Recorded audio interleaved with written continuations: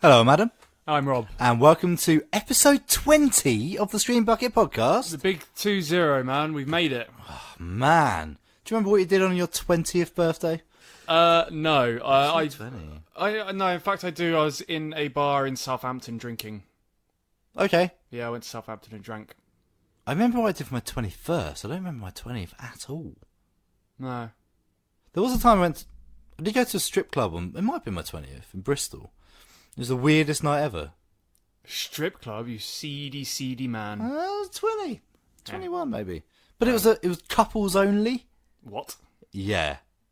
You see this in these raunchy Channel 4 documentaries where a couple's really sexual. And they go to sex things. Yeah, luckily it just so happened that we had equal number of men and women.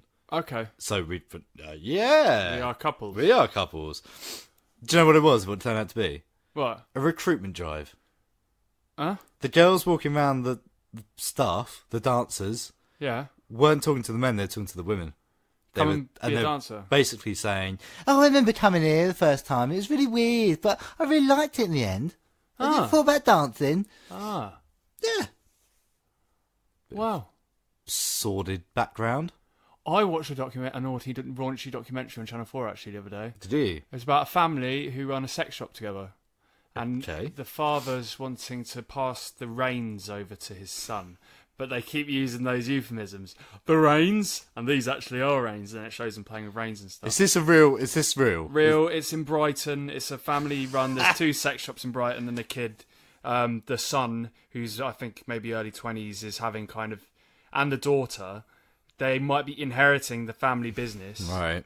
But they are worried about sort of, is this what I want to be doing for the rest of my life? This sounds like the best sitcom I've ever heard. I know, right? They're like, do I want to be selling rubber insert word for Willy for the rest of my life? And right, okay. We need Nick Frost as the dad. Yeah. We need Lena Headey as the mum. You're just doing fighting with my family, but Yeah. sex toys. Totally.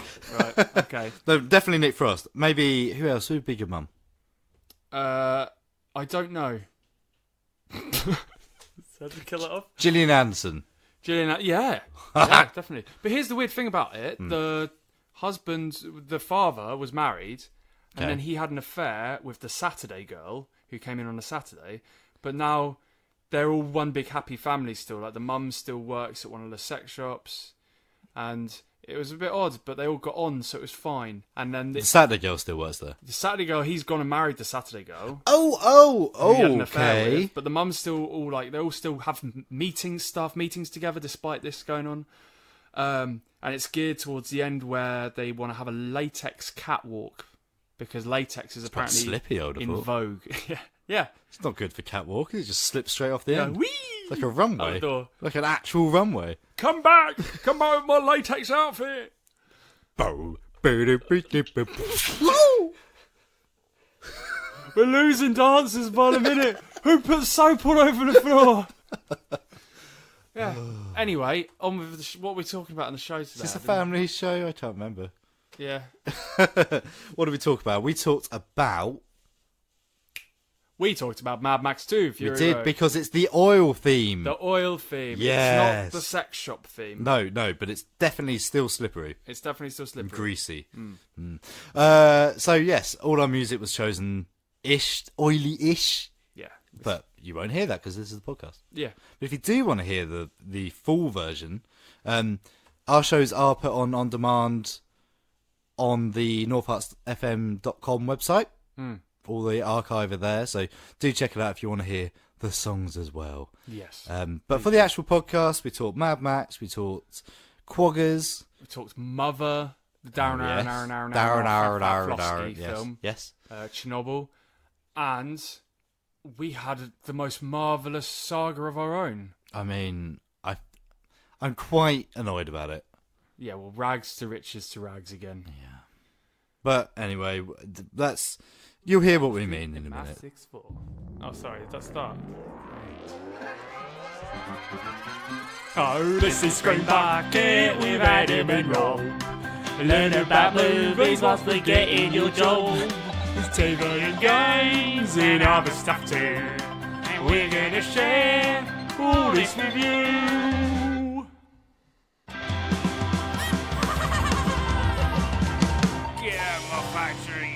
toes.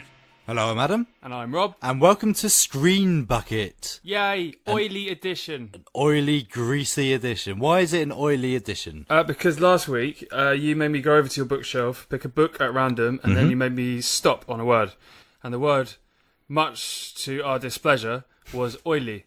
So now we've had to base an entire episode on oil. Yes.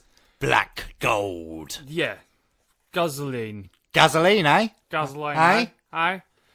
So yeah, that's where we are. Yeah, so we tried to pick the music to be as oily as possible. Turns out there's not that many oil songs. Turns out there's not much on the oil songs. But we've chosen a film based on oil. Yep. That's about it. Yeah, that's it. Pretty oil special. But I think it's a good idea. I think it was a solid idea. I stick by it because we had to think about it. I tell you what, we've got stuff planned for the future, but this will be our wild card for when it's a silly month where nothing's happening. Exactly. Yeah. Like, next time, it's going to be even different. Because it's technically my birthday show. You looking forward to that? Yay! Am I on it or am I on holiday? You're on holiday. You utter. Who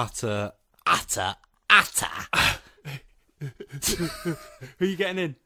I believe, friend of the show, Matt Butler from Electric Black. Oh, goodness me, a musician. A musician. Good heavens. Who is, we believe, still living in the cupboard. I haven't seen him in a while. Right.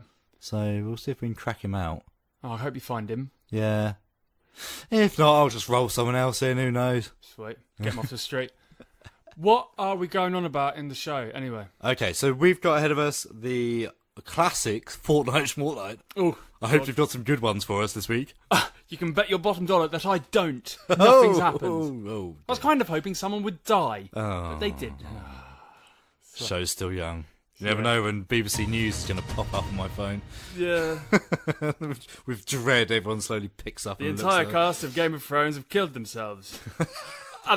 Let's not put that on there.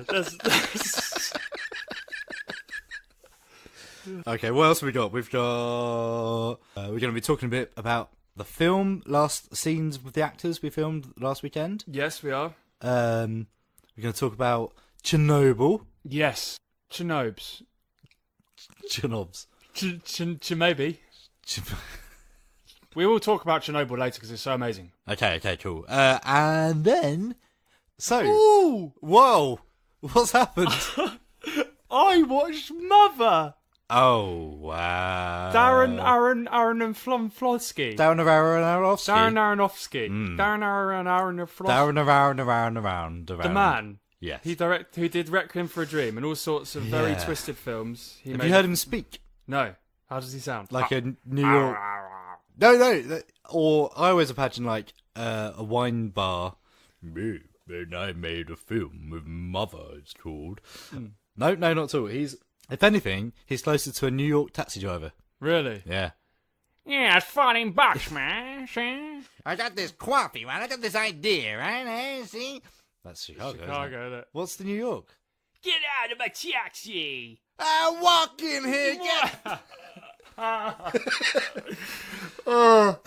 I watched Mother.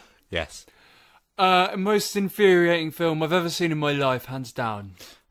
That's interesting. I don't remember it being infuriating. I remember it being right up its own greasy alley.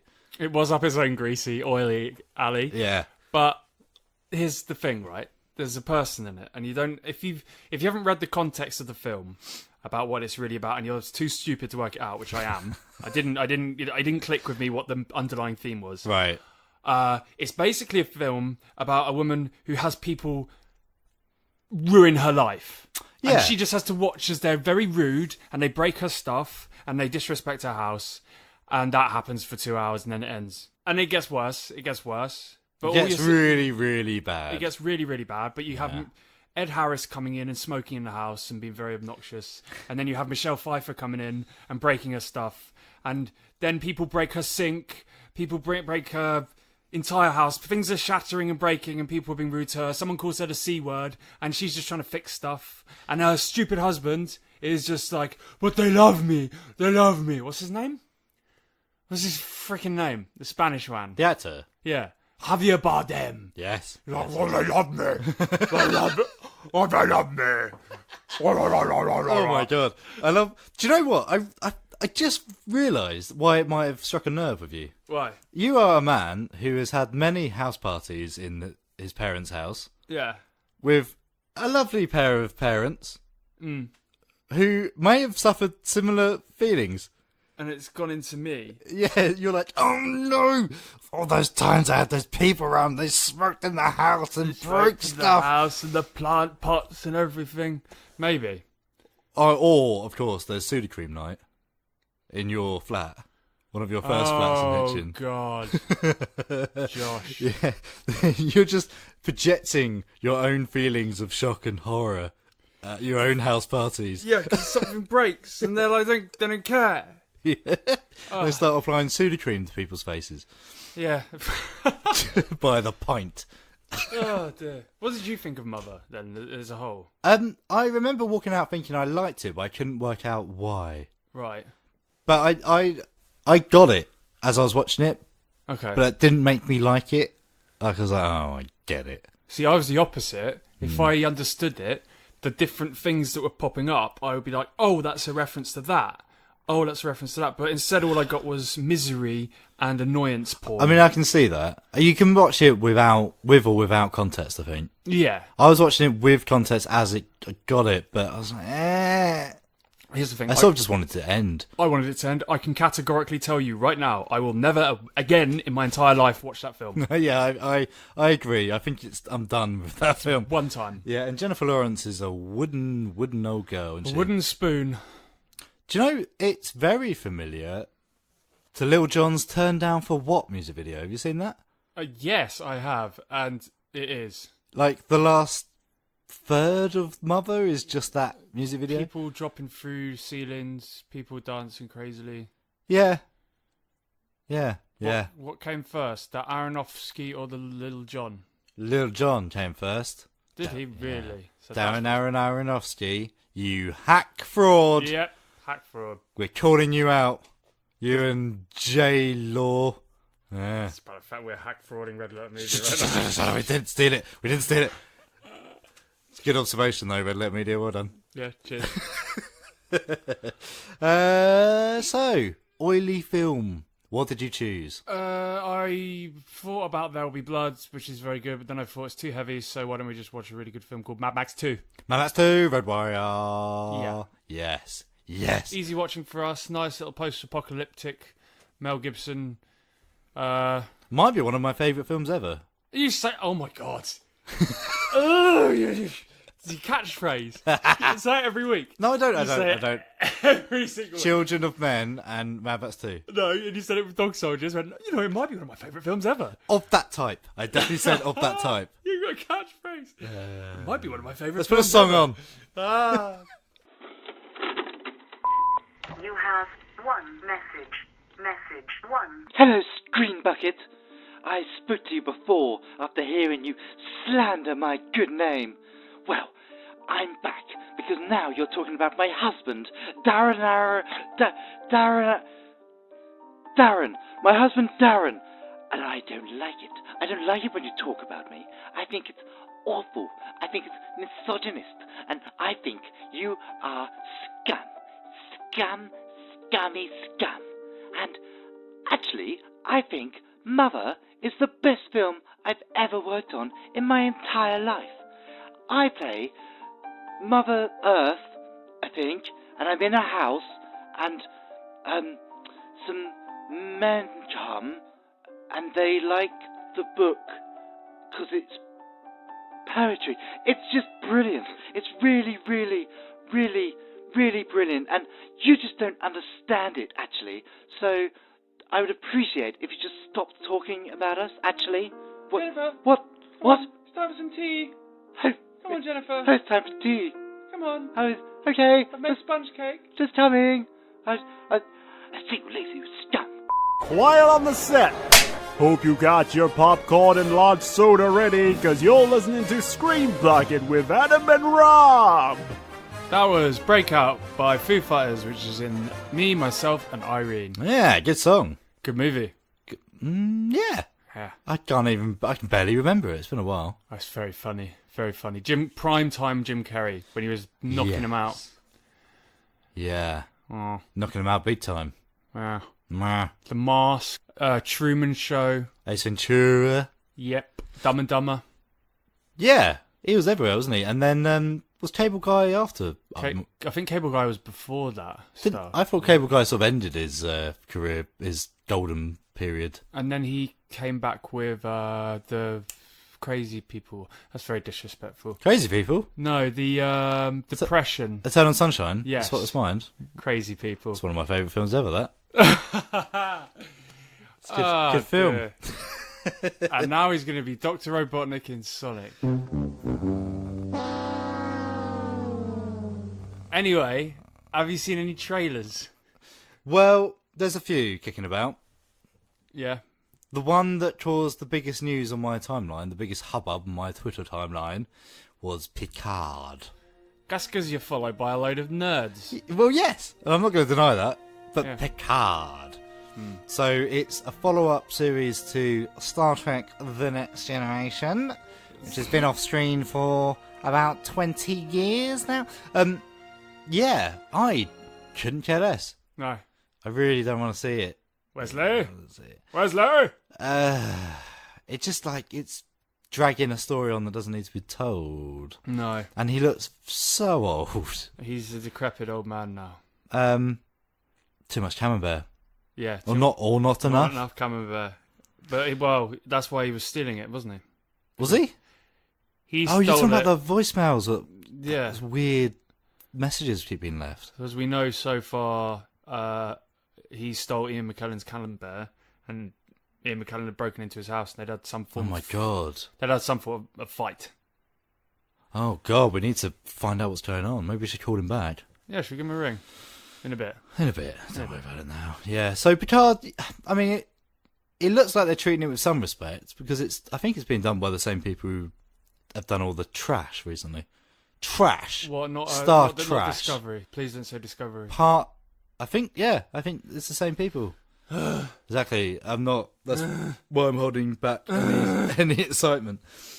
But yes, that's going to be on Amazon Prime, so at least it'll be easily watched. We'll Yeah, have to- easily watched and easily forgotten. Yes. No, I'm being Well, a douche. I've It sort might of- be good. It might be good. I've been watching Star Trek Next Generation again. Put my glasses on. Gradually, since I was last ill, since our sickness episode, I've just finished the whole thing. And it does end on so well. And you're like, nah. The films are rubbish. Ignore the films. But the ending's so good. And we see old Picard in that, in his vineyard. It seemed from the trailer that he is living with Thanos in his plum field. Yeah, it does. So maybe Making his lovely plum jam. maybe it's a crossover where Thanos and Picard just pick plums together, which is a film I would see again and again. Yeah. Would be the best film of all time. It would be pretty good. Yeah. Picard and Thanos go plumbing. By Darren Aronofsky. I'm Jennifer Lawrence, and I've come to visit Picard and Thanos. Get my plums back.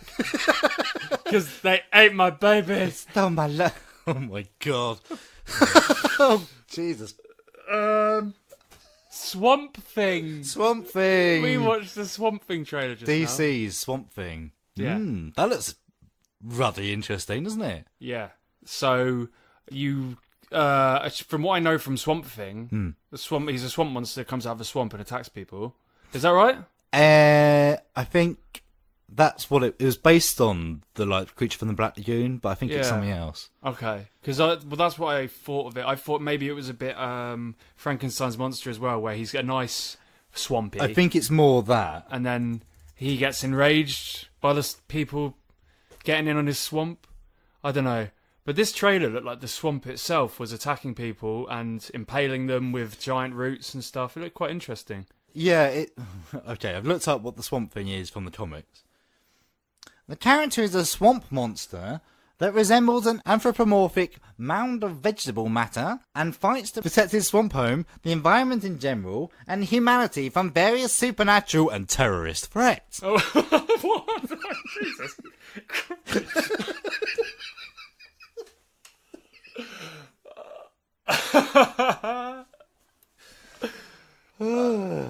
Yeah, so he looks like a genuine balls-to-the-wall horror movie. It really does. There's a lot of gore, people being impaled by like roots and stuff. You like proper body horror, like swampy vegetable body horror. I mean, the trailer itself kicks off with a girl in a classroom who gets a nosebleed and passes out. Yep. Looks really ill. So bad things are happening to people. Then some sexy young experts turn up at the swamp to examine people turning into trees. This the girl in it was recently in a series of unfortunate events where she played pretty much a child. Okay. So now she's this fully qualified squamp. Squamp. She's a squamp. She's a squamp.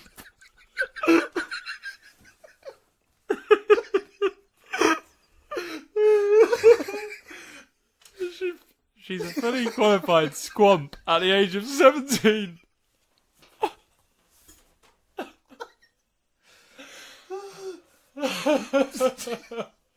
Well, the sequel to Quaggers is officially Squamps. Oh God, I'm gonna wet myself. You heard it here first, folks. Squamp coming 2020. Oh God. Well, yes, James Wan directing. It looks awesome. Check it out. Squamp people. Adam's Film Reviews. Ma, 2019.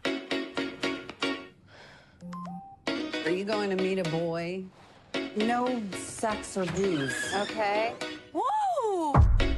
Maggie came to party. Let's get filthy. What you sipping on? I got you talking crazy. Excuse me, can you buy some booze for my friends and I?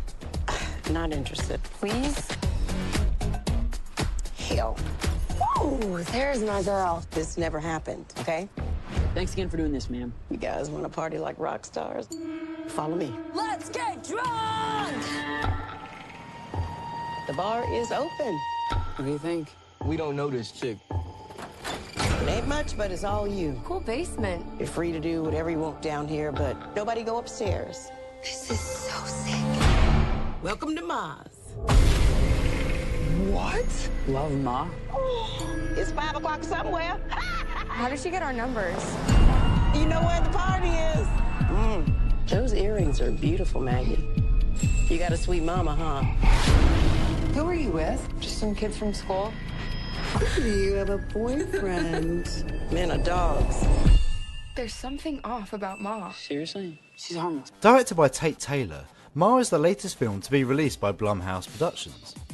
As is fairly standard for Blumhouse, Ma falls into the vague, psychological thriller horror category thing. And if the trailer is anything to go by, it promises to be a truly messed up take on Stranger Danger, and a little bit of Misery from 1990. Oh well. The film opens with Maggie Thompson and her recently divorced mother, Erica, moving back to Erica's hometown in small town Ohio. Maggie is quick to make friends at school and is soon heading out to drink with fellow students Andy, Haley, Chaz and Daryl. Unfortunately, being only 16, there is a small problem around, actually buying alcohol. After several failed attempts, the group managed to persuade a passing woman, Sue Ann, to head into the store and pick up their booze. The next day, Sue Ann meets with the teens again and invites them to drink in her basement, where they can do anything they like so long as they never go upstairs. Word soon spreads and Sue Ann, now going by the affectionate moniker of Ma, becomes everyone's favourite local weirdo, with huge parties gathering in Ma's basement as more and more of the school find out about it. But see, things aren't always as good as they seem. From the moment they met, Ma has been delving deep into the teens' online profiles, gathering names and being decidedly creepy about the whole thing.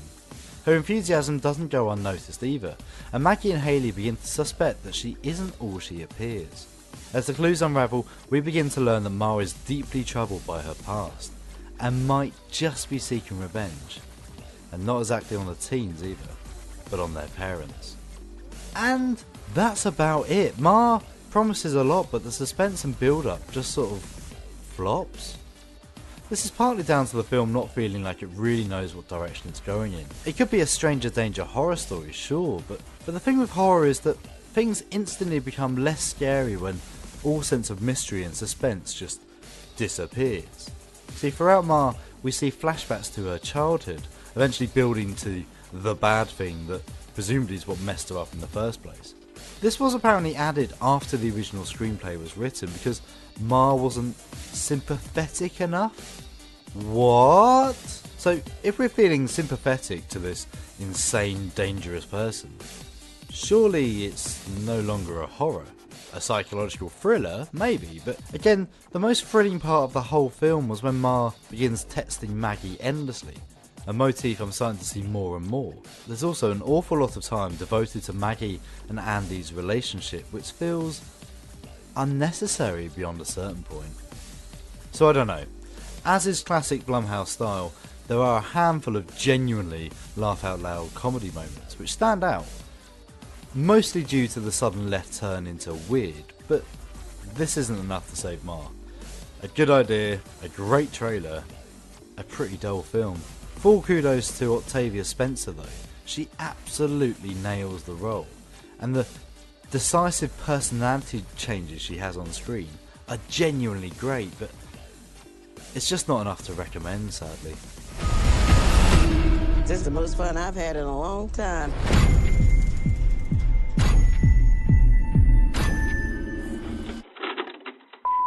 You have one message. Message 1. Hello, Screen Bucket.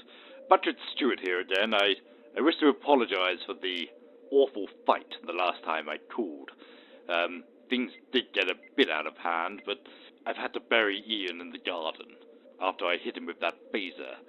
I probably shouldn't have said it to kill, but I mean, it's all done now, and now Patrick!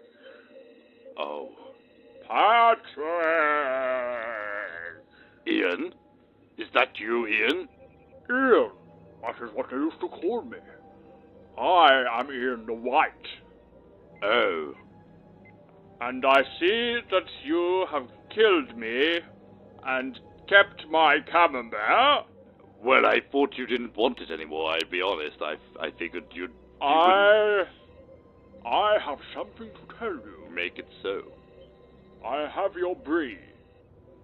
My brie? I am Ian the White now, and I'm more powerful than you. But and you've I've got taken your brie. You've got my brie. I've taken your brie. That is my number one cheese. I couldn't give a damn. I'm going now. I'm leaving with your brie, and there's nothing you can do about it. Good day, Patrick Stewart! Ian, come back here with my brie. I'll cut you down, Ian. Warp factor 9. Engage!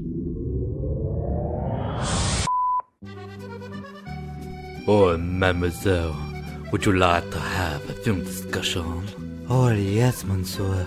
I'd love to have an in-depth film discussion with you, like I do on Screen Bucket. My life fades. The vision dims. All that remains are memories. I remember a time of chaos, ruined dreams, this wasted land. But most of all, I remember the road warrior, the man we called Max. To understand who he was, you have to go back to another time, when the world was powered by the black fuel, and the desert sprouted great cities of pipe and steel. Gone now, swept away.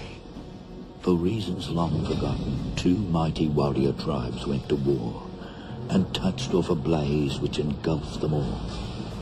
Without fuel, they were nothing. They'd built a house of straw. A thundering machine sputtered and stopped. Their leaders talked and talked and talked. But nothing could stem the avalanche. Their world crumbled. Cities exploded. A whirlwind of looting. A firestorm of fear. Men began to feed on men. On the roads, it was a white-line nightmare. Only those mobile enough to scavenge, brutal enough to pillage, would survive. The gangs took over the highways, ready to wage war for a tank of juice. And in this maelstrom of decay, ordinary men were battered and smashed. Men like Max, the warrior Max. In the roar of an engine, he lost everything.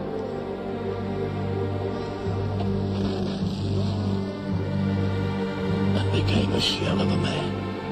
A burnt-out, desolate man. A man haunted by the demons of his past. A man who wandered out into the wasteland. And it was here,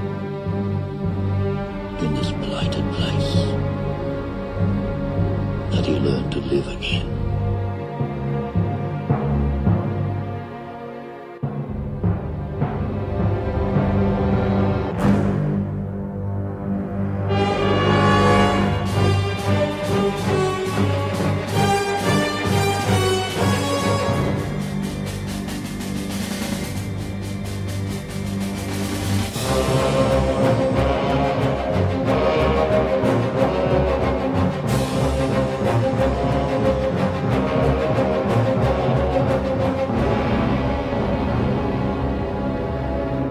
That was the opening scene and chase music from Mad Max 2, Road Warrior. Ooh. By Brian May. Not from Queen. No, just another Brian May. Brian May. Brian May. Brian May. Brian May, I've got some music for you, George. Let me play a little tune on my keyboard. How long's it going to take? 24 hours? Oh dear, what a way to start. Yes. Mad Max 2. Yes. So this is the quintessential post-apocalyptic film, I think. Yeah, I'd say so. Certainly the trope namer for post-apocalypse. A massive amount of influence. I mean, you see it in South Park on the kids' walls. You see it. Well, James Cameron was influenced by it for Terminator 2. Yeah. Well, there's thousands, countless Italian rip-off of Mad Max. You can see so many of them. Actually, Amazon Prime has a lot.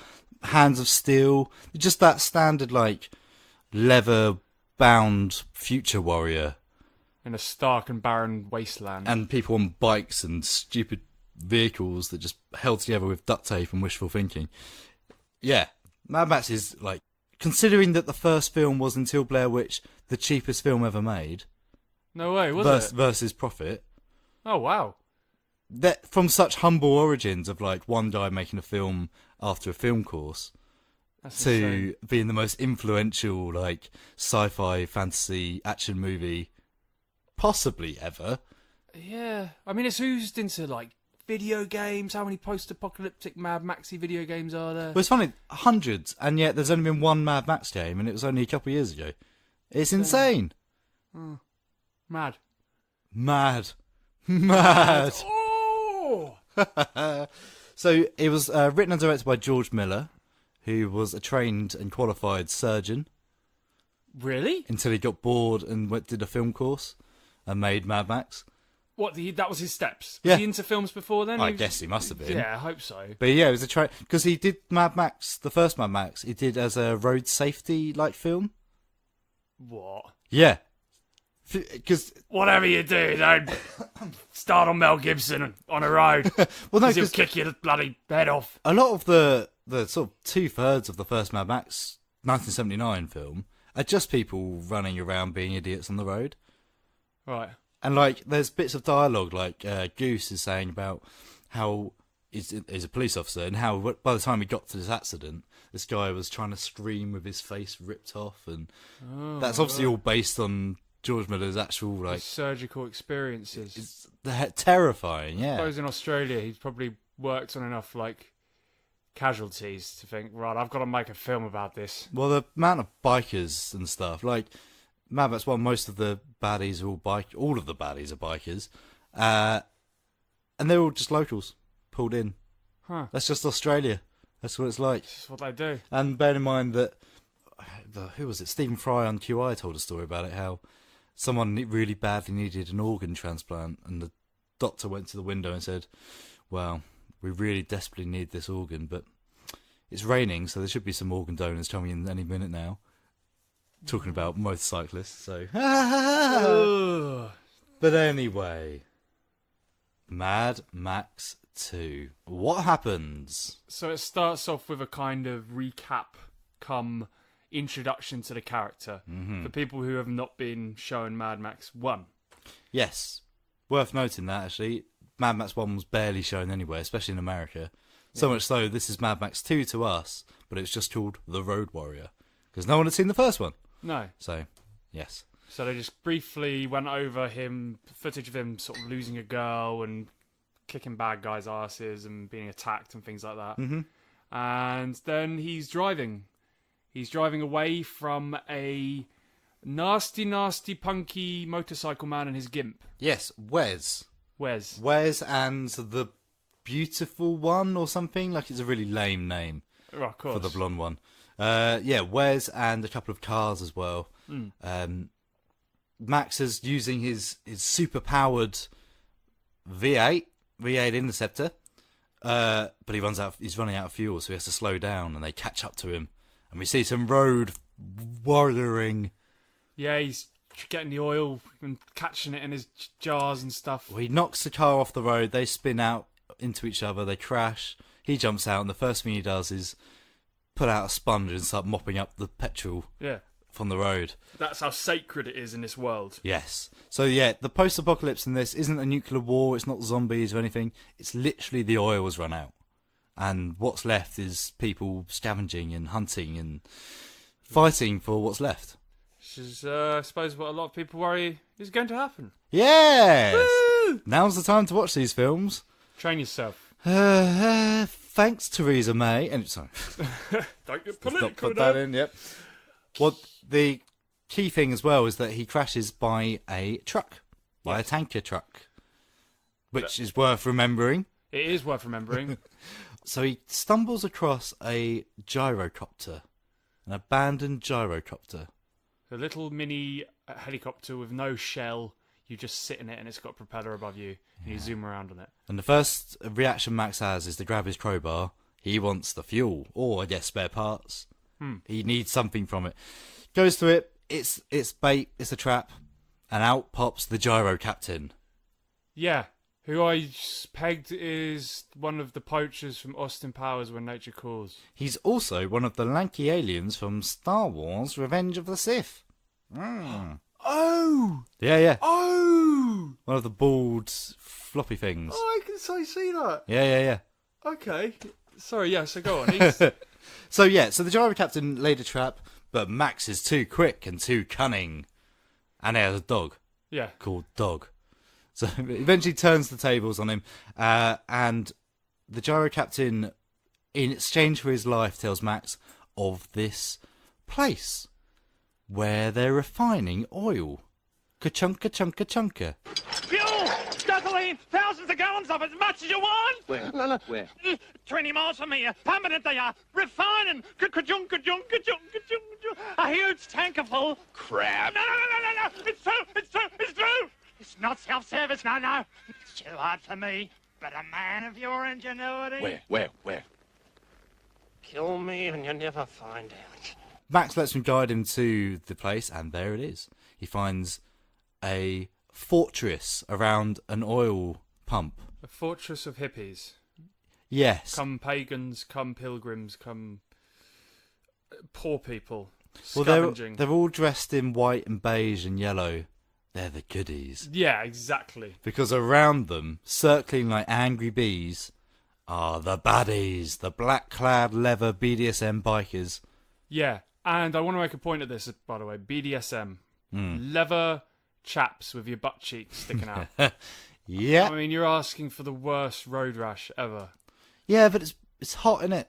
So you need those bum circles to air themselves as you drive along. Yeah, why not?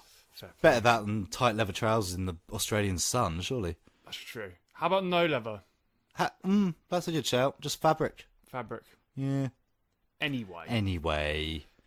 So Max wants to, he sees an attack. He works out that these guys are at odds with each other, and the leather-clad warriors are picking them off like flies whenever they're making their life very hard for them. Well, the settlers, the refiners, are trying to find a way to haul a tanker of oil. We find out that they've got waiting to go, so they keep sending out scouts, and this happens while Max is observing. They send out scout cars, which all get picked off one by one, but one of them gets taken down, but then abandoned basically by the baddies. They just sort of leave it there, apart from one guy. So Max goes down, takes him out, finds the guy, one of the settlers, still alive, and who promises if Max can take him back, to have all the oil, all the guzzaline he can ask for. But he dies. But then he dies. Max goes to the effort of taking him back, but no, the contract died with him. Annoying. Yes, a little bit annoying. And Max, who's the reluctant hero, is basically convinces them not to kill him by promising to use the truck that he saw 2 days ago. 2 days ago, I saw a vehicle that'd haul that tanker. You want to get out of here? You talk to me. But here's the thing. He's not a hero. Max couldn't give 2 tanks of gasoline. Which is why this is a film that works so well, I think. You don't always want to be in a film where the hero is just hero for the sake of it. You want to be into this character who's kind of, I just want to take my reward and get out of here. Well, yeah. He's the Han Solo. He's the Clint Eastwood, man with no name. He's just out for himself. And at the point of the film is that he's dehumanized. He's lost everything that made him human, and now he's just a shallow, burned out man. And throughout the film, we sort of see that some humanity starts coming back, but at this point, he doesn't care, and the film doesn't care either. I don't know if you noticed that in the before he sort of makes his promise, before they trust him, there's a point when, after the very famous scene when the big bad Lord Humongous promises to let them just walk away. Give me the pump, the oil, the gasoline, and the whole compound, and I spare you lives. Just walk away. I will give you safe passage in the wasteland. Just walk away, and there will be an end to the horror. There's a big debate about whether to trust him or not. And the villagers are all shouting to each other, like, we should go, we should trust this man, and no, he's just going to kill us all. But we don't hear that debate. The music drowns them out, and then we see Max just dealing with the feral kid. Yeah. We don't hear what the film is about. We're just watching Max not care. Yeah. Did you notice that? Because he doesn't care, we don't really care either. Exactly. It's all just muffled. It's all in the background. Yeah, definitely. And as he gets more invested, through no choice of his own, we start to hear it more, and it gets louder, more obvious to the audience. Clever bit of filmmaking, that. It is. What about the boomerang kid? The feral kid. The feral kid. How do you feel about the feral kid? Well, you said to me whilst we were watching it, this is the most Australian thing I've ever seen. And so it's like stick of the dump. Yeah, he's just running out with a boomerang, a metal boomerang, going. Gives him a little happy birthday jingle toy. Yes, and he loves it. There's something worth that because it looks pathetic and silly, that music box. But bear in mind, this is probably the first music they've all heard in years. Good point. And the feral kid maybe ever. Yeah. So he's like, wow, what is this thing? Exactly, what yeah. is it? This is a tune. It's just magic, yeah. Yeah. It's easy to forget that. Because that's the thing with Mad Max 2. It's not like 200 years after the nuclear bombs fall.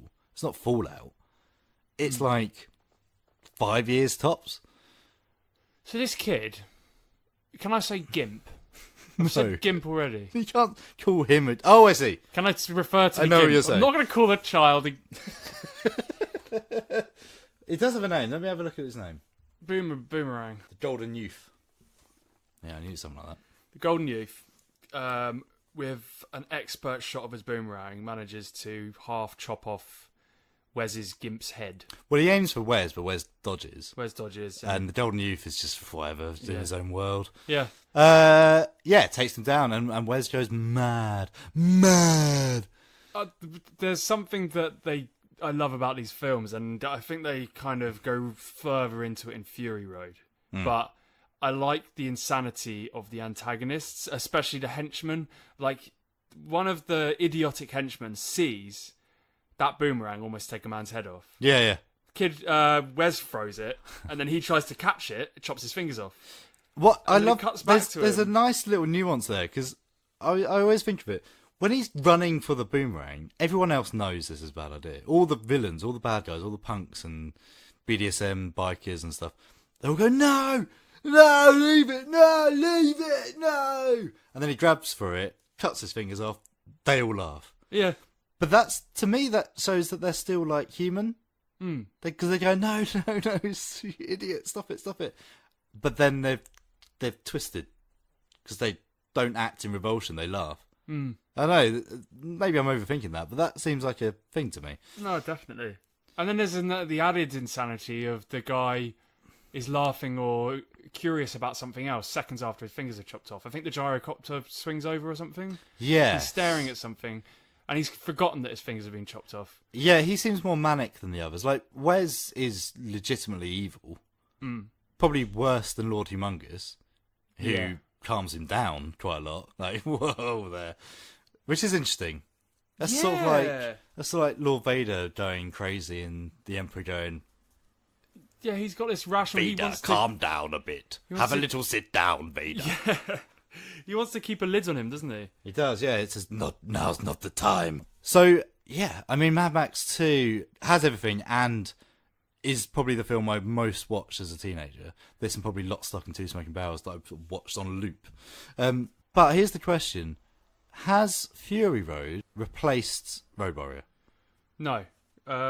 Because Fury Road is a much grander film. And Fury Road has these giant...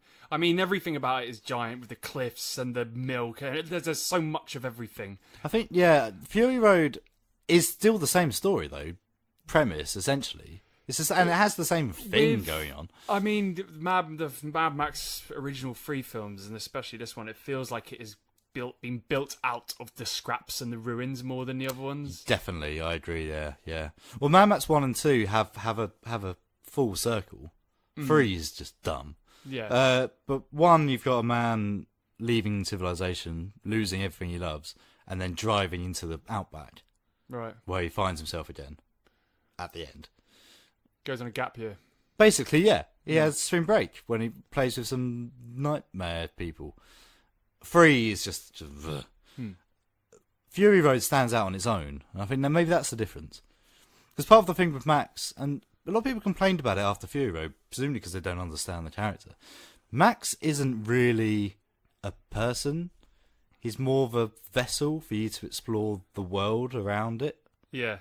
He just sort of turns up. He's the catalyst that starts things You witness whirring. things happening to him through his eyes. Things happen. He just stumbles into someone else's story, which I really love. Genuinely love that idea that he's just... Like I say, when we weren't actually listening to the plot of the film. No. We're just looking at Matt's like, whatever. Yeah.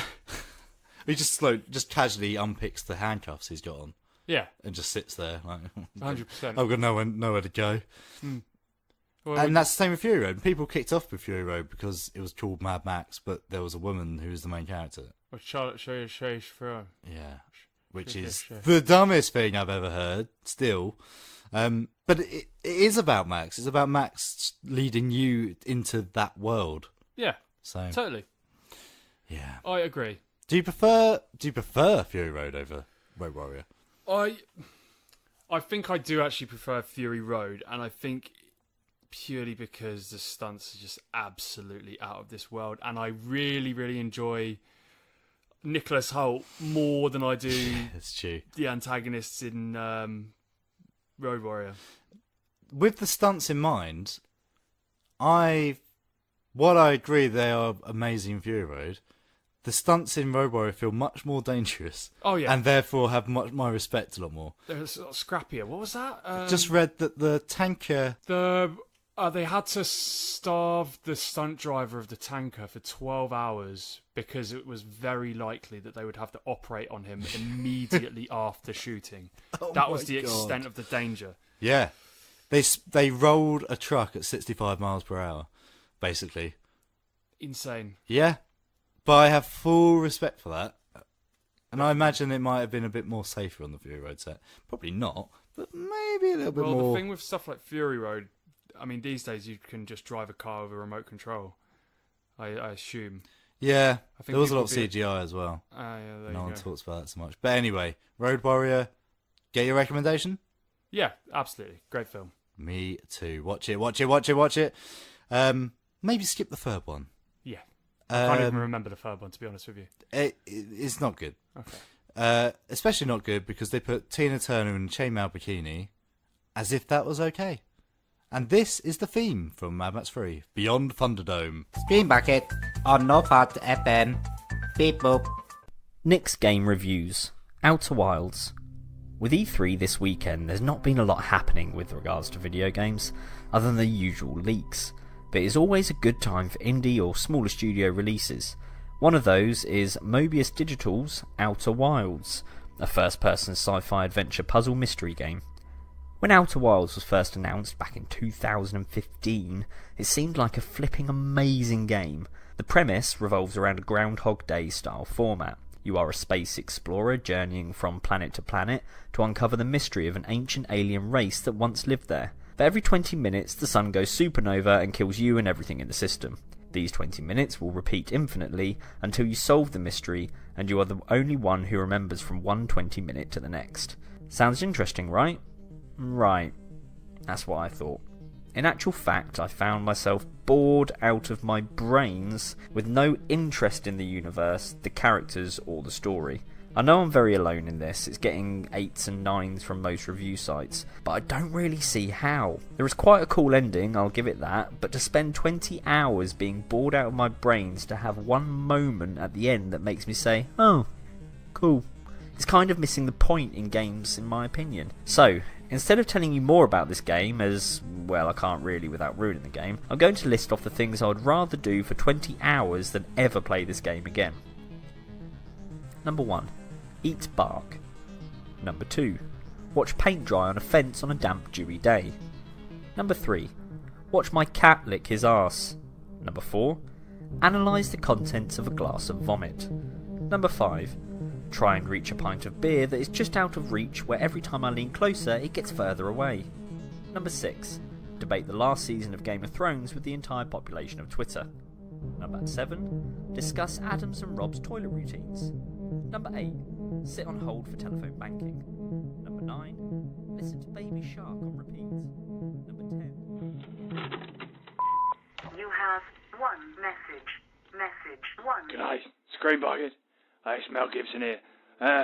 This is a little bit awkward for me to talk about, but I just had to apologise for something that happened the other day. Someone, they offered me some orange juice, and I got a bit riled up, because I've told you before, I really hate juice. I really, really hate juice. And for someone to come up to me, you know, a tough, masculine Australian man, and ask if I wanted some juice, you know, it was just the last straw, so I lashed out. I threatened people. But that's behind me now, it's all in the past. I really appreciate that you took the time to review Mad Max 2. It's my favourite Mad Max. And thank you. Don't offer me any more bloody juice! Okay? What about a smoothie? Smoothie's fine. Smoothie's fine. As long as there's no bloody juice in it. Anyway, good day. Hollow Dell Media's Screen Bucket with Adam and Rob. And that was, for the third or fourth time, a Grease song. Grease Lightning. Yeah. It's like, that's the only musical you know, isn't it? It is the only musical. Is it really? Yeah. Are we going to play more, or are we sort of done now? No, next time I think Beauty School Dropout is just going to go in there. And then don't even know what that is. Beauty School Dropout, no graduation day for you. Ugh. Beautiful profile. I'm going to start playing Les Miserables tracks. Just throw them in. Fight Les Miserables. Fight French activists against greased up mods. That's an idea. Yeah. Did you ever see what was that show? Oh, I always forget what it's called. Where basically they pit historical warriors against each other. Oh, it'd be like Centurions versus Samurai. Yeah. Ninjas versus pirates. Yeah. And then the episode that never got aired here, IRA versus Taliban. I can't imagine why they wouldn't air that in Britain. Good heavens. Yeah. Anyway, oil. We've worked it in with Greece, but I just can't help thinking that if only we had a massive amount of oil. It would be nice when it's like gold. Imagine the riches we'd have. We could pay for anything, couldn't we? Yeah. Golden deck chairs. Wow. Diamond carpets. We could probably start our own nation. We could. As leader general of the Holodell Utopia. Holotope. This is funny because, I mean, I feel funny talking about it on the radio, to be honest, but I mean, I do have a stash. What? Yeah, well, so my parents live in Purton, and the funny thing about Purton is it's actually on an old, it's between the Chalk Mountains, actually Chalk Hills, and right in the middle is it's quite a substantial oil surplus sort of pit. The ancient dinosaur burial ground. Yeah. So you've got the chalk ammonites, and down the bottom there's oil. And you've come across a stash of it, which you've taken. Yeah. Well, actually, I don't really like talking about it, but yeah, I have. Yeah. Wow. Well, do you want to utilize it? I mean, I guess. I mean, we've got to the point where actually maybe we should just do it. We should just use it. Yes, let's do it. Right. Okay. So we need to think about it. So what do we could set it. We could ration it and set it in chunks and form our own country. Is that what we're saying? Yeah, we'll take a useless village that no one cares about. Okay. Right. Yeah. And make it our oil town. Oil town. Oil town. We'll call it Oil Town. God. This is amazing. This is incredible. Oh, sod the show. Bloody hell, we can do anything. Screw this. I want to be in Oil Town. Well, who wouldn't? Want to be in Oil Town. Want to be in Oil Town? Want to be my lover? No. First, you got to get with my friends. Oh, I see. I feel it in my throat. I'll feel it in my eyes.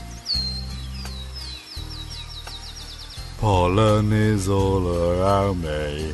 Why can't these flowers die? Nick's game reviews. Void Bastards. Alright, you lot, my name's Nick and I'm here to talk to you about Void Bastards, a new first-person sci-fi shooter puzzle exploration game that is the latest in a long line of games and thinks it knows what us English lot sound like. You go on the ship, you find the parts you need to craft the next important bit of gear that will help you survive, and you move on to the next ship. The aim of the game is get out of the nebula. Why are there so many ships in this nebula, I don't know. Yeah, it's a bit of fun for an hour, not much beyond that really. Better than that Outer Wilds rubbish though, innit?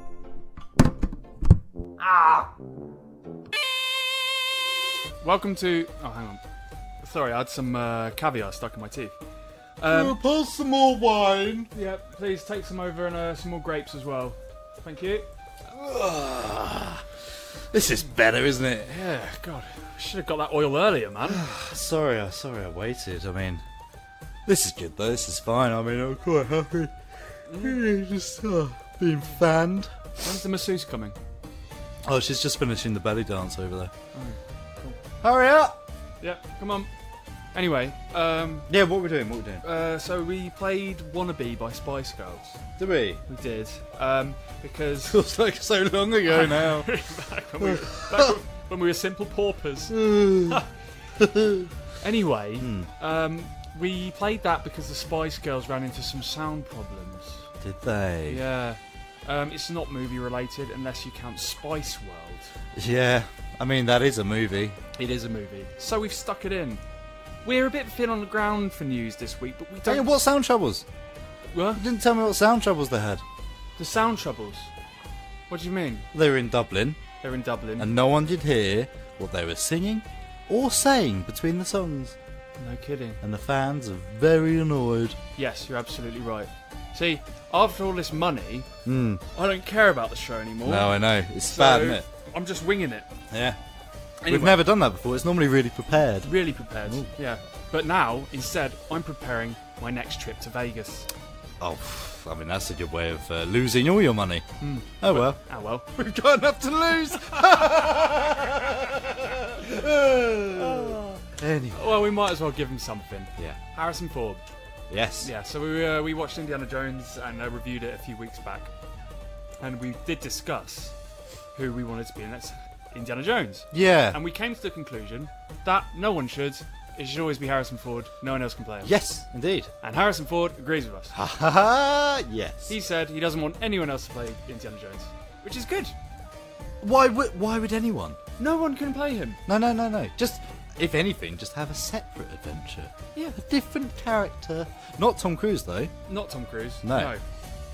Let me just say that they can do another Indiana Jones with another person when we're all dead.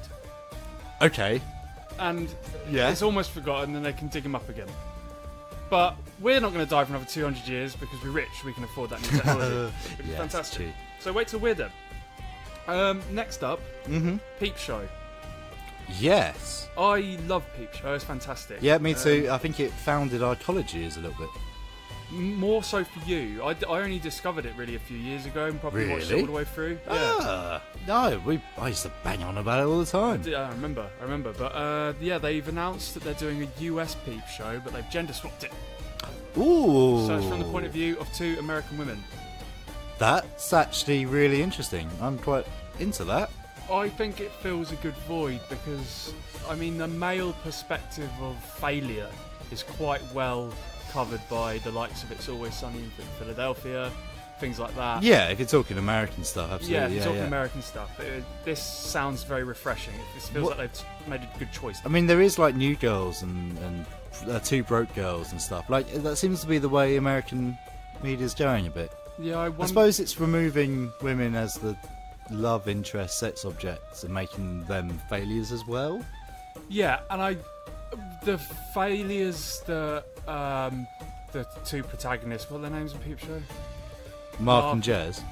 Mark and Jez, their failures are very male orientated. We've had all of that male failure with women, so it would be quite nice to see that exact kind of comedy, but from a woman's perspective. There's also Americans, whenever they take over or try and remake British comedy, often make the mistake of doing the same jokes, which doesn't work from an American actor, let alone audience. Good examples: Red Dwarf, 2 failed pilots that if you haven't watched, don't. They are awful. Yeah, I've heard. The Office, the first season was basically one for one, but then the first episode was 1 for 1, and then they developed it. But I think what was important with the American Office's success is Ricky Gervais came over to him and he was telling them things like, in the British Office, he could be a terrible boss because it's really hard to fire people in England. Right. In America, Michael Scott actually has to be good at his job in certain scenarios. Okay, yeah. So they kind of Americanized it in a realistic way, and this is why I think it worked. Yeah, absolutely. But yeah, really looking forward to that. I hope they smash it. In other news, I'm gonna say the B word, Adam. What? Biopic. Biopic. Okay. So they've done the Freddie, they've done the Motley Crue, they've done the Elton John. Yep. Now they're doing the Boy George. Okay. I don't know why. I'm assuming this is a very, very interesting story to hear. I was going to say, he's probably got a more interesting story than Elton John. Do you think? Well, I don't like Elton John. Why? So I'm in a minority position. Why don't you like Elton John? Because I don't like him. National treasure? Well, fair enough. But Boy George, yeah, I think he's probably got a quite interesting story. Did you ever see Star Stories with Boy George? No. They basically made him out to be sort of like a creepy, demonic clown character who would creep in and mess with George Michael. Really? Wherever he enters, he goes. Oh, brilliant. But, Boy George, Culture Club, do you really want to hurt me? It's in a film, and the film was The Wedding Singer. Was it? And it was in Without a Paddle. So, we could play that. Okay, fine. Adam's Film Reviews. Godzilla, King of the Monsters, 2019. Our world is changing. The mass extinction we feared has already begun, and we are the cause. We are the infection.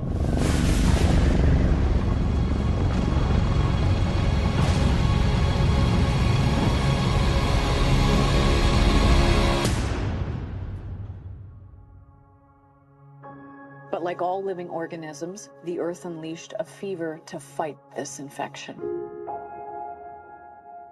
Its original and rightful rulers, the Titans. For thousands of years, these creatures have remained in hiding around the world. And unless all the Titans are found, our planet will perish, and so will we. They are the only guarantee that life will carry on.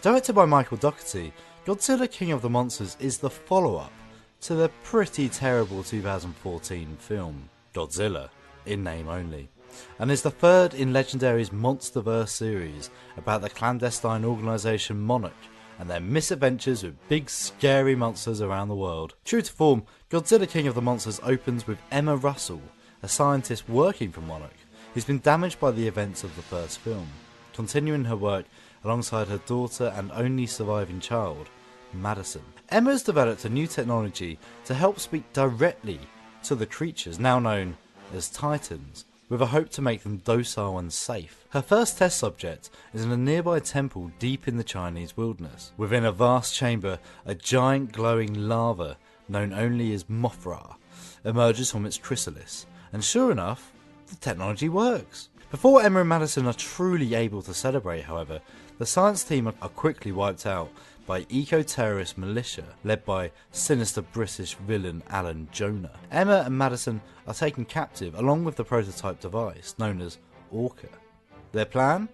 To awaken the 17 sleeping monsters known to exist across the globe and restore balance to the world. Terrified at the thought of this, Monarch tracked down Mark Russell, Emma's ex-husband and retired scientist himself, to help decrypt the Orca signal in order to track them down before it's too late. Unfortunately, it's totally too late. Jonah's militia make a beeline for Antarctica to awaken the mysterious Monster Zero, a great three-headed dragon frozen deep within the ice. Blasting the ice wall with explosives, Monarch are too late to stop Jonah from accomplishing his goal, and soon the Titan is free. But his awakening doesn't go unnoticed. This is King Ghidorah, the rival alpha to Godzilla, and Godzilla isn't going to take it lying down.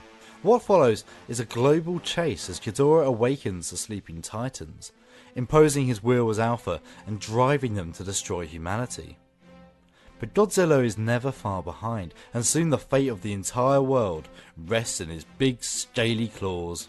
I'm just going to come out and say it, Godzilla King of the Monsters is exactly what I want from a Godzilla movie.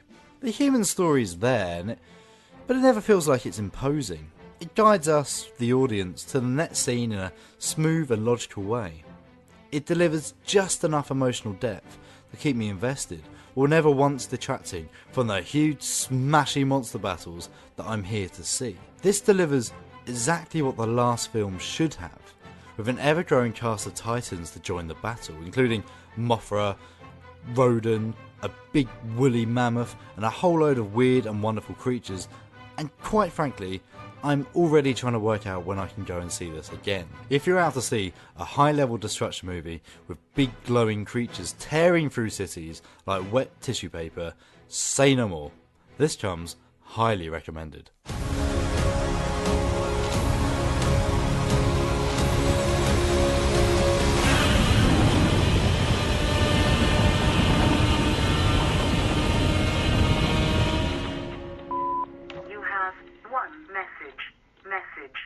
Hello, it's David Mitchell here, and I must say I'm very happy to hear that you're promoting the US Peep Show.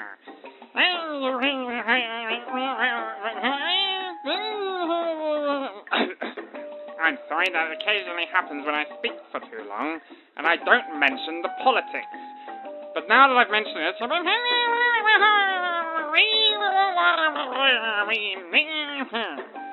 anyway, thank you very much for listening, and I look forward to hearing more of your show.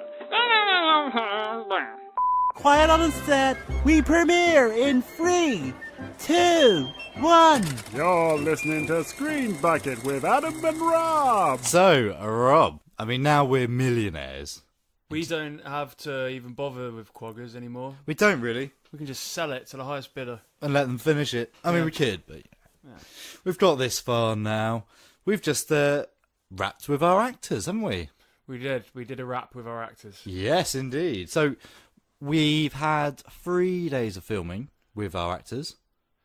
Yeah, so the first one was drizzly and cold in the forest. Yes. Went pretty well. Yes. Second one was extremely testing and difficult in a tent full of flesh. Yes. Third one, easiest of them all. Yeah. So the third one was basically because we couldn't finish day one because it rained us off. But actually worked in our favour, I think, because it meant we had more time to do costume, work out if we needed to do any reshoots. Dry, fully energised, happy. Yeah. Ready to go. Yes, which didn't work out particularly well because we had some timing problems. Oh, well, just stupid Google and the sun. Stupid Google and the sun, yes. So we needed darkness, obviously. It's a horror movie. It's set at night. We saw that sunset was 9 o'clock on Google. So we arranged the call sheet and we arranged the timings based on that. And then a couple of days before we shot, I think I was out at like 9:30 and went, suspiciously light still. Sky is still blue. Yeah. And that's exactly what happened on Saturday. So the actors all arrived around 7 o'clock. We didn't leave the house till 10:30. Yeah, it was very annoying. Which very is annoying. very If it says annoying. sunset, the sun should be set. Well, yeah. So we managed to squeeze in some practice and some rehearsals, which was useful. But there were probably at least 2 hours more than there should have been of just sitting around. Which was fine, because we get, it's nice to speak to the actors and hear about what they've been doing and stuff like that.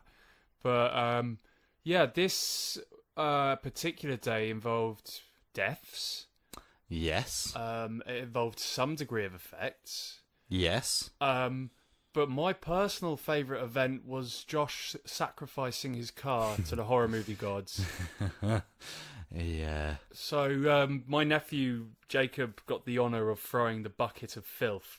What was involved? It was okay. So what's happening is an evil demon woman gets run over by a car, and written in the script, she bursts like a water balloon over the bonnet.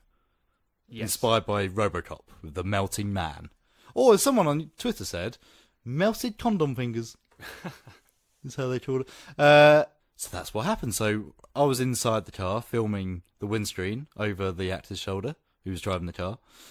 And Jacob, yes, he had the honour of throwing a bucket made up of a massive industrial jar of beetroot that was probably gone off. Definitely gone off. Definitely gone off. A couple cans of soup. Oh, some God. Potato chunks that were soaking in fake blood for a couple of hours for extra lumps. And an assortment of plastic guts. Yeah. And from what you told me, like you said, the smell, as soon as it hit the window, the smell was there. If anything, the smell was worse on the inside. Oh, man. Yeah, so it's the vinegar. It just pierced every atom pour on that glass windscreen. Has he said anything about the smell? He going? hasn't. He hasn't really spoken to me since. But yeah, thank you, Josh, for sacrificing Yes, thank you, your really expensive hunk of metal to the good cause. Well, that's not even the worst thing, because the worst thing was after that. What was after that? Well, the blood's supposed to go through the vents and spray... Oh my god. spray the guy inside, which involved us with another bucket of blood, just flinging it inside the car. Yeah. Oh dear. Josh had bought some seat covers beforehand. Not sure they did much good. They did nothing. Nothing at all. In fact, I should say, actually, I don't know what's happened, but the blood we used on Saturday night, the actors all said that it went through their clothes. And stained them. And stained them on the underneath, which never happened before. Oh dear. Jodie's hair was red, wasn't it? Jodie's Red hair highlights. went pure pink. And I'm pretty sure it lasted a little bit longer than last time. Oh dear. Yeah. Oh well. But it was in their contract. We're rich now. Yeah. So we could buy Josh a new car. We could buy Jodie new hair. We should just buy... Yeah, we should just clone them. Yeah, let's do that. Yeah. So what's next with the film? Producer man? We're going to buy a salmon farm. And we're going to eat salmon all the time. What, with the film? Oh, with the film. Sorry. I can't stop thinking about all of our money. I know.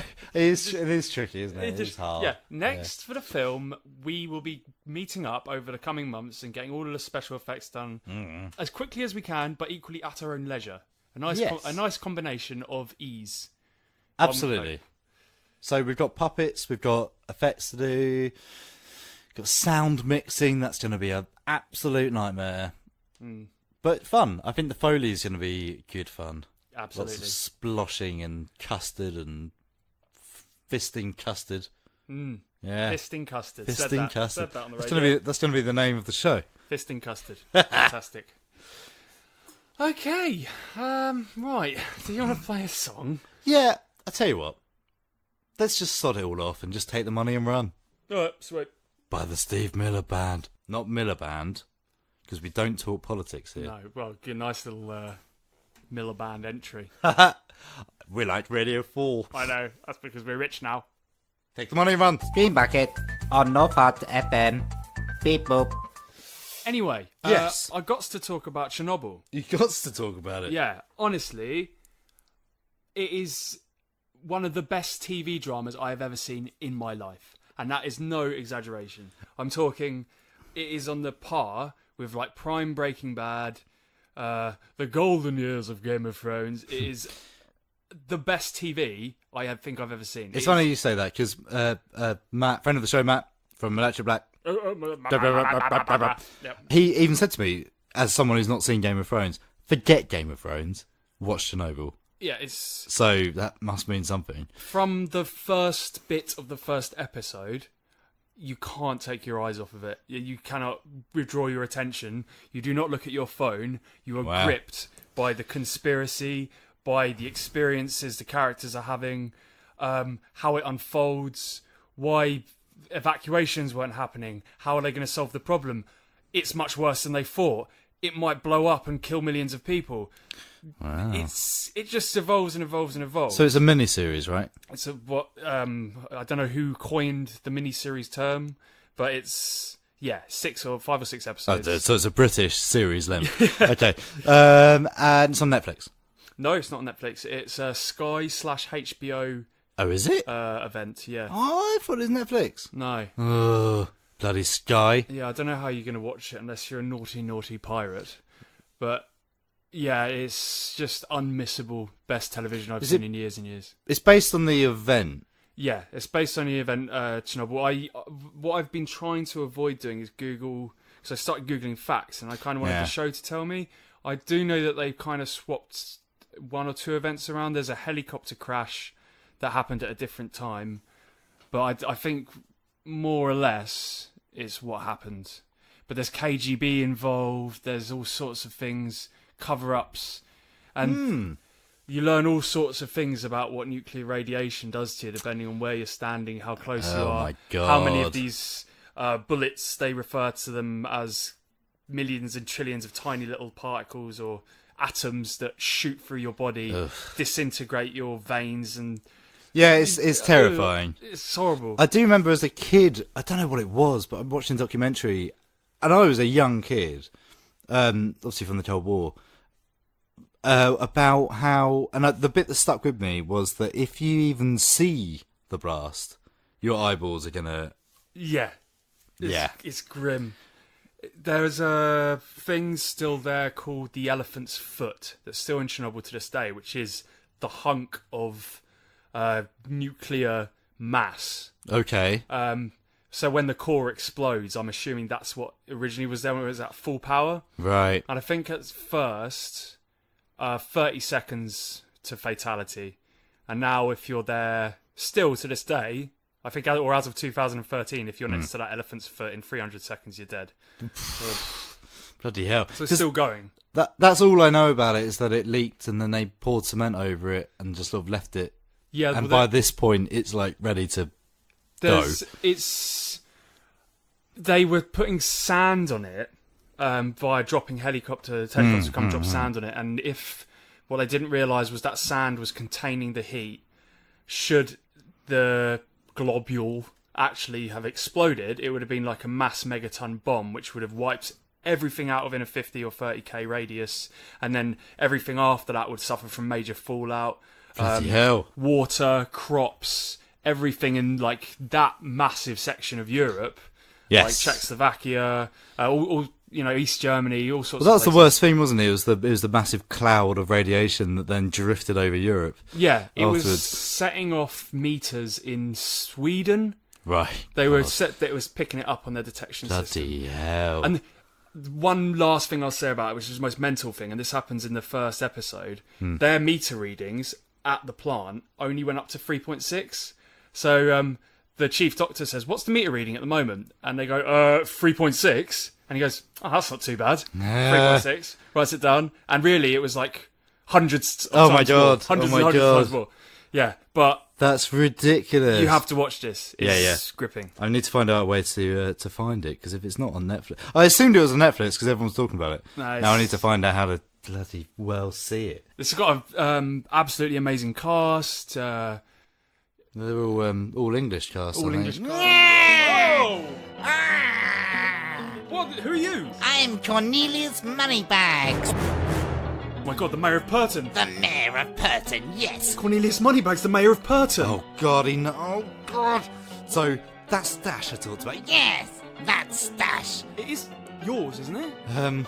Well, it's the village stash. It's my stash, and you've stolen it. No. This is our oil. It is my oil, and you have no claim.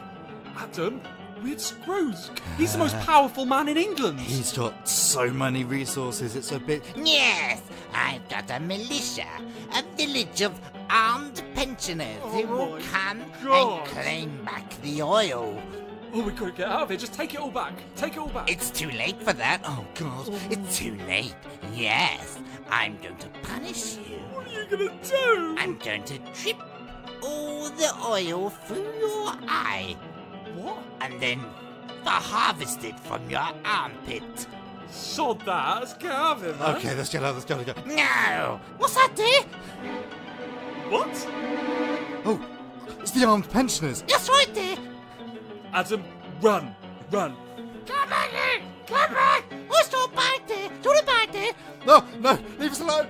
Give him back his oil. Give him back his oil. After them, my pretties. Give the oil back, you buggers. Okay, quick. Knock over that drum of oil. Oh dear. Oh, I'm slipping there. Yes, we've got them. We've slipped. All of the old people are slipping and breaking their hips. Let's go back to your flat. He doesn't know who we are. Let's get back to your hat and hide. Flat. Okay, yes, we get to the flat, yeah. Where are you going? Bugger off, Cornelius Moneybags. We've gotten away. Okay, I think we got away. Oh, God. I can't believe you stole oil from Cornelius Moneybags, man. I can't believe the noise of those old women falling over in the oil. We've lost everything. We're poor again. It's like a packet of crisps being smashed. Oh well. Well, it was fun being rich while it lasted. Oh, God.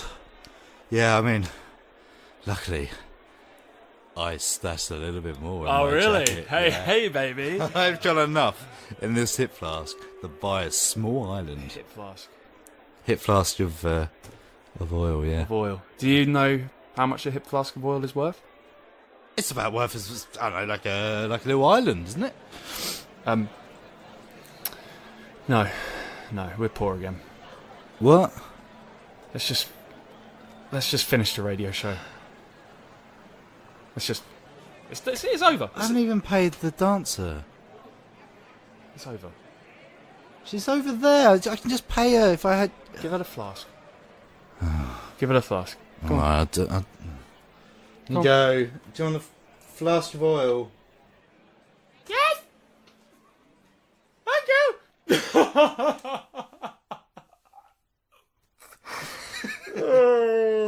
Alright. Well, let's end, shall we? End the show. Yes. So, what... Well, you better go and hide somewhere. I'm going to find a place to hide. This is lay low for a couple of weeks. Yeah, you go to somewhere...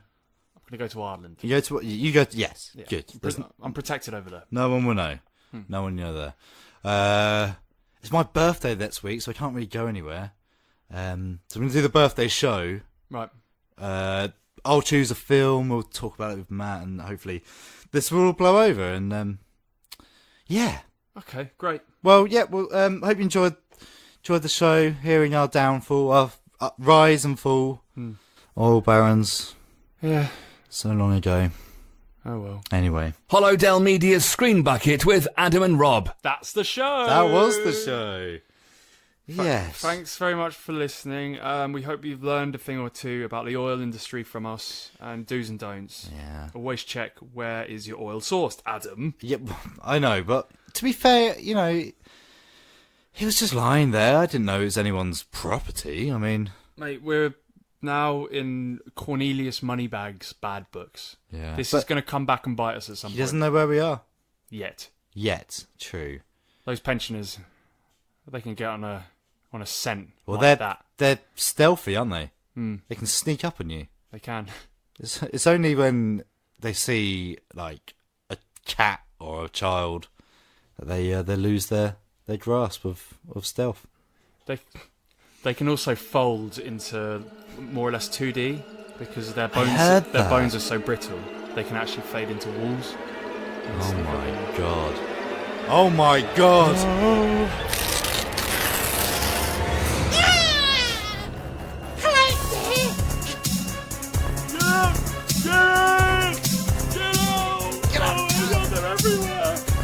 The walls the whole time.